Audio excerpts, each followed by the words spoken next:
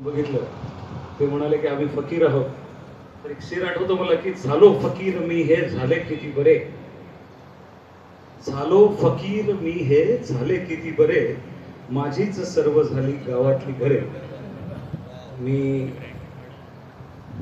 उद्घाटकीय भाष्य करण्यासाठी बुधवाडीकर सरांना आदरपूर्वक हा माईक तिथेच देतो आणि त्यांना उद्बोधित करण्याची विनंती करतो.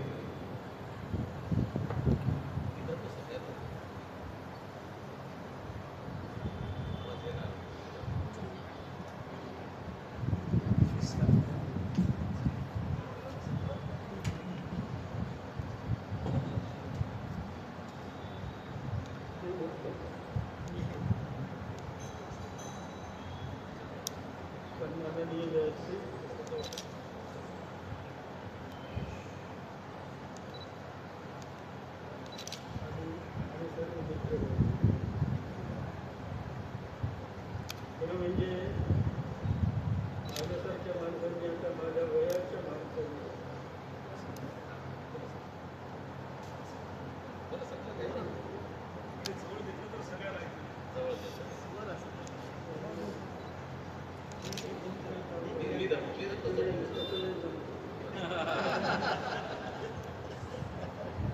फक्त प्रयत्न करतो.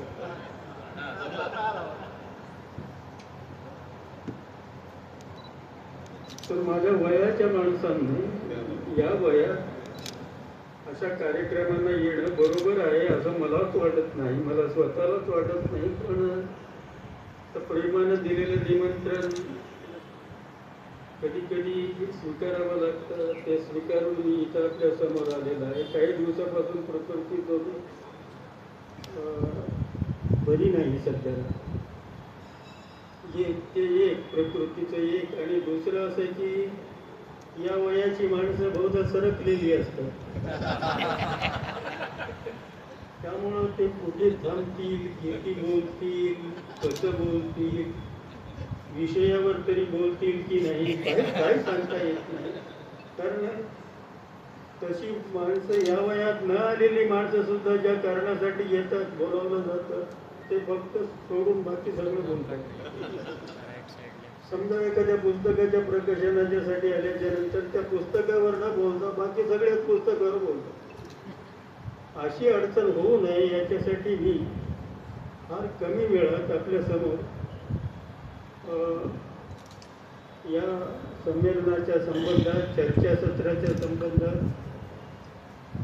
व्यासपीठ विचारपीठाच्या संदर्भात मी आपल्याशी 1-2-4 मिनिटात, 5 मिनिटात सगळं संवाद साधू इच्छितो.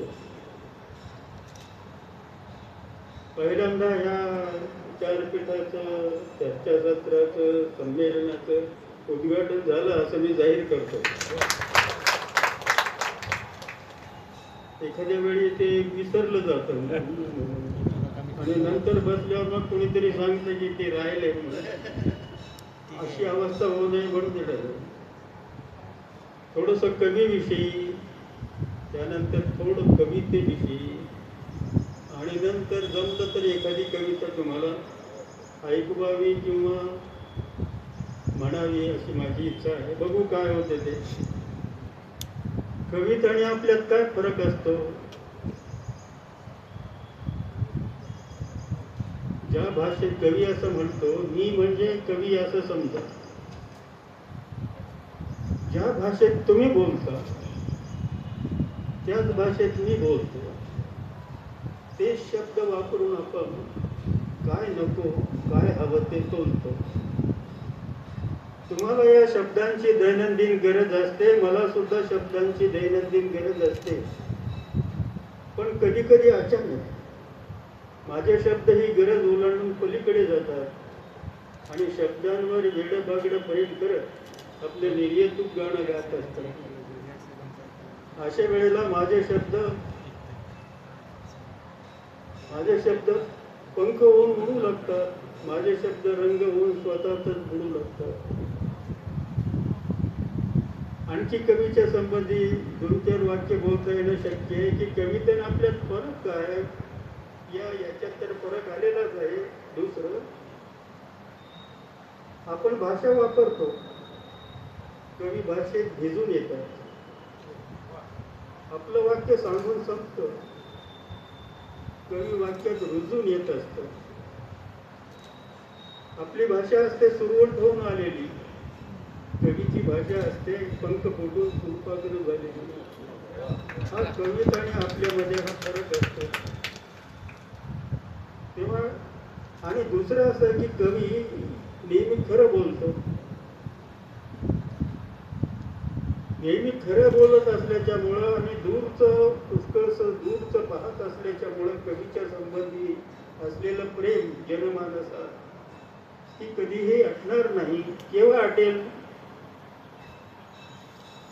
या जगात सौंदर्याच्या संबंधी जेव्हा निरसता अशी निर्माण होईल त्यावेळेला संपेल. कुसुमाग्रजांनी असं म्हटलंय, प्रमदेच्या मधु अधरांवरच ललित लाल सरते आमंत्रण, चंद्रपुनेचा अवती भोवती करीतो ही स्वप्नांची रापण. या जगातील सौंदर्य जेव्हा निरस होईल त्यावेळेला या जगातील सगळी कविता ही संपून जाईल. मग हे सौंदर्य कशात असतं? कवीच्या दृष्टीत असतं. एक फुलाच असतं. माणसाच्या हातात जर फुल आलंच नसतं तर माणूस कवी झालाच नसता. चांदण्यात असतं. पाहून तरी गीत किंवा कविता ज्याच्यात चंद्र येत नाही असं सहसा होत नाही. कवितेमध्ये, गाण्यामध्ये मी गाण्यावर प्रेम करणारा, कवितेवर प्रेम करणारा, कित्येक गाणी कंठगत असलेला, कित्येक कविताही कंठगत असलेला एक कविता म्हणजे मी वाचक आहे असं समजा. काव्य अगोदर झाले, नंतर जग झाले सुंदर. रामायण आधी मग झाला राम जानकीवर, असं बी कवींनी म्हटलेलं आहे.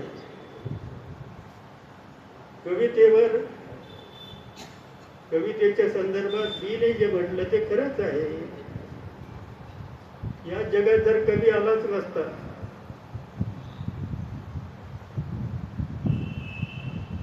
तर हे जग किती नीरस आणि भकास झालं असतं हे कसं सांगावं. या जगात आतापर्यंत निरनिराळे जे संगीतकार होऊन गेले, कवी होऊन गेले, गीतकार होऊन गेले, या अवकाशामध्ये त्यांचे स्वर आपल्या कानावर येत राहतात. म्हणून जग किती जगण्यासारखं आहे, जीवन जगण्यासारखं आहे असं वाटत राहतं. ही माणसाला उमेद देणारी, माणसाला भविष्याविषयी, स्वतःविषयी काहीतरी आगळं असं संशोधन करत म्हणजे स्वतःचा शोध घेता येईल असं काहीतरी ते देत असतात. म्हणून त्यांची गुणी ही समाजाला नेहमीच वाटत राहील अशी अवस्था आहे गायकांची. आता एखादी कविता आपल्याला का आवडते? एखादी कविता आपल्या मनात कायम रुजून का बसते? याच्यावर 2-4 वाक्य बोलतो. कधी तिच्यातला विचार आपल्या मनाला भिडतो म्हणून, तर कधी कवितेत व्यक्त झालेली भावना आपल्याला आपलीच वाटते म्हणून. पण एवढंच पुरेसं नसतं. कवितेचा केवळ आशय आठवतो असं सहसा होत नाही. आठवतात ते शब्द.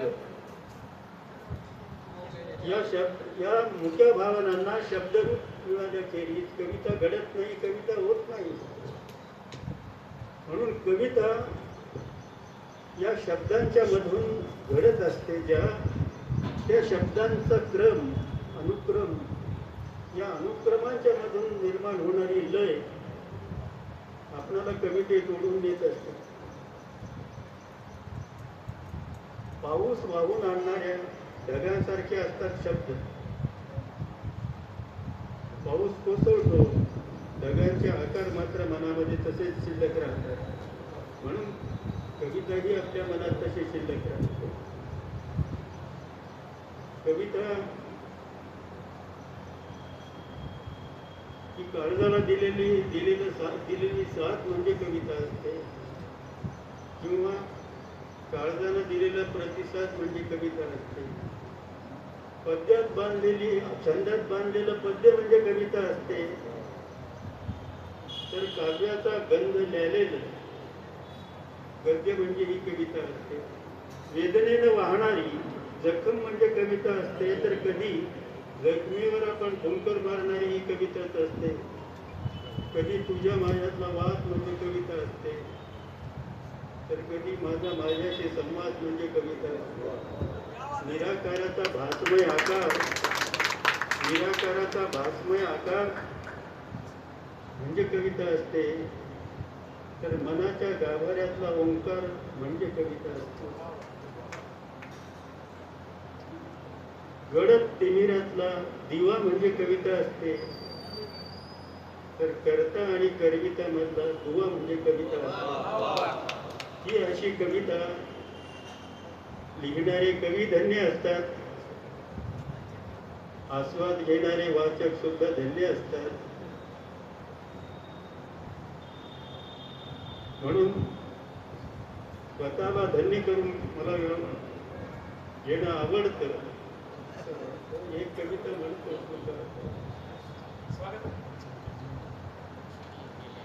काय आपल्यावर अनेक प्रकारची ऋण असतात. समाजाचं ऋण असतं, आई वडिलांचं ऋण असतं, मित्रांचं ऋण असतं, शिक्षकांचं ऋण असतं, आपल्या हाती काम करणाऱ्या माणसांचंही ऋण असतं, सेवक म्हणून काम करणाऱ्या माणसाचं सुद्धा ऋण असतं. हे ऋण फेडणं अशक्य असतं. रसिकांचंही ऋण असतं. तर या ऋणाच्या संबंधी, स्वतःवर असलेल्या ऋणाच्या संबंधी पाडगावकरांनी व्यक्त केलेली रसिकांच्या संबंधीची जाणीव मी आपल्या समोर ठेवतो. इतकं दिलं तुम्ही मला, इतकं दिलं तुम्ही मला, खरं सांगतो माणूस केलं तुम्ही मला. पावसाळ्यात तर वर्षावाला नेती नव्हती, माझी ओंजळ कधी सुद्धा रीती नव्हती, पण कधी उन्हाळ्याच्या वणव्याती तुमचं प्रेम सरी झाल्या, मला शोधत घरी आल्या. इतकं दिलं तुम्ही मला, खरं सांगतो माणूस केलं तुम्ही मला. तसा मी माझ्यातच गुंग होतो. आपल्या आयुष्यातला एक काळ असा असतो की आपण आपल्यातच गुंग असतो. तसा मी माझ्यातच गुंग होतो, स्वतः भोवती फिरण्यातच दंग होतो, मीच माझ्या खुशीचा रंग होतो.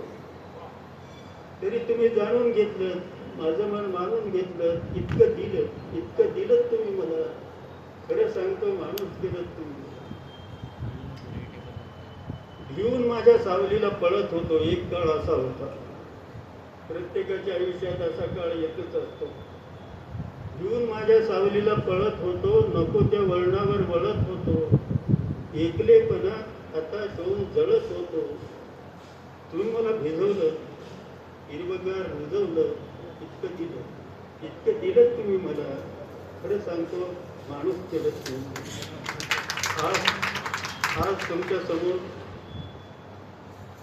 आज तुमच्या समोर असं बोलताना, तुमच्या मायेत चिंब भिजून निघताना मन असं भरून येतं, डोळ्यातून झरून येतं. डोळ्यात जेव्हा आसवं असतात तेव्हाच माणसं असतात. इतकं दिलं तुम्ही मला, खरं सांगतो माणूस केलं तुम्ही मला.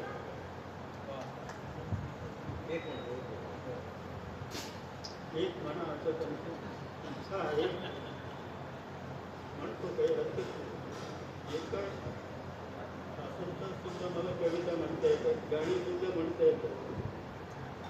म्हणून तसं जाऊ नये म्हणून आधी सांगितलं मी. माणूस सरकला की मग ते किती बोलत राहतो. गाय जवळ घेते आणि वासरू रुजू लागतो. आपण सगळ्यांनी पाहिलेलं. गाय जवळ घेते आणि वासरू ऋतू लागतं, आपण गाऊ लागलो की गाणं सुटू लागतं. गाणं जसं जनात आपण गाऊ शकतो, आता गातोय तसं. गाणं जसं जनात आपण गाऊ शकतो, गाणं आपल्या मनातही आपण गाऊ शकतो. जनात गायलात म्हणून तुम्ही मोठे नसता, मनात गायलात म्हणून तुम्ही छोटे नसता. एक गोष्ट नक्की असते, तिन्ही काळ पक्की असते, आपलं गाणं आपल्याला पटलं. आपलं गाणं आपल्याला पटलं पाहिजे आणि गाण्यावर प्रेम करत म्हटलं पाहिजे. असं असलं पाहिजे असं गाण्यावर बंधन नसतं, असं नसलं पाहिजे असं गाण्यावर बंधन नसतं. गात गात केव्हाही जाता येतं, आपलं गाणं केव्हाही गाता येतं. एकटं एकटं चालताना गाणं म्हणता येतं, म्हणतच असतो आपण. एकटं एकटं चालताना गाणं म्हणता येतं, धुनी वळत घालताना गाणं म्हणता येतं, चुली पुढे रांधताना गाणं म्हणता येतं, मच्छरदाणी बांधताना गाणं म्हणता येतं, त्याला जेवण वाढताना गाणं म्हणता येतं, घरात केस काढताना गाणं म्हणता येतं. जेव्हा आपला सूर लागतो, आयुष्यात हा सूरच महत्वाचा असतो. व्यवसायात सूर लागला पाहिजे, शिकण्यात सूर लागला पाहिजे, शिकवण्यात लागला पाहिजे, संसारात तर लागलाच पाहिजे. ज्यांचा सूर लागत नाही ते केवळ स्वतःच जीवन अस्ताव्यस्त करत नाही, तर त्यांच्यावर असलेल्या जवळ असलेल्या सगळ्यांचं जीवन बेसूर करू शकतो. जेव्हा आपला सूर लागतो बाथरूम मध्ये नाहताना, जेव्हा आपला सूर लागतो बाथरूम मध्ये नाहताना, अहो भरली बादली डुलू लागते आपण गाणं म्हणताना. एक गोष्ट नक्की असते, तिन्ही काळ पक्की असते, आपलं गाणं आपल्याला पटलं पाहिजे, आपलं माणूस आपल्याला पटलं पाहिजे. आंधीतून पान तसं फुटलं पाहिजे, गाण्यावर प्रेम करत म्हटलं पाहिजे. तुमचं आणि माझं जेव्हा मन जुळतं, वक्त्याचं आणि श्रोत्यांचं, शिक्षकाचं आणि विद्यार्थ्यांचं, पतीचं आणि पत्नीचं वगैरे, तुमचं आणि माझं जेव्हा मन जुळतं त्याच क्षणी दोघांनाही गाणं कळतं. माझ्या पावसात मग तुम्ही नावू लागता, खरं तर तुम्हीच माझ्या गळ्यातून गळू लागता. कधी गाणं मिठीचं, कधी आतूर दिकीचं, कधी गाणं एकाचं, कधी एकमेकांचं, कधी गाणं दोघांनी मिळून गाण्याचं, कधी गाणं सगळ्यांनी मिळून गाण्याचं. गाणं हेच गाण्याचं मोल असतं. गाण्यापुढं बाकी सगळं बोल असतं. फुटपट्टी घेऊन गणी मागता येत नाही, काही माणसांच्या जवळ नेहमी फुटपट्याच असतात. फुटपट्टी घेऊन गाणं मागता येत नाही, द्वेष करून गाण्याला शापता येत नाही. आंधा मांदा गिरगिर चांदा, गाणं होतं भोवगड चांदा. गाणं चमचम चांदीचं, हिरव्या हिरव्या पांडीचं, गाणं दूर वाऱ्याचं, ट्विंकल ट्विंकल ताऱ्याचं. एक गोष्ट नक्की असते, तिन्ही काळ पक्की असते, आपलं गाणं आपल्याला पटलं पाहिजे. झऱ्यासारखं आतून गाणं फुटलं पाहिजे, गाण्यावर प्रेम करत म्हटलं पाहिजे.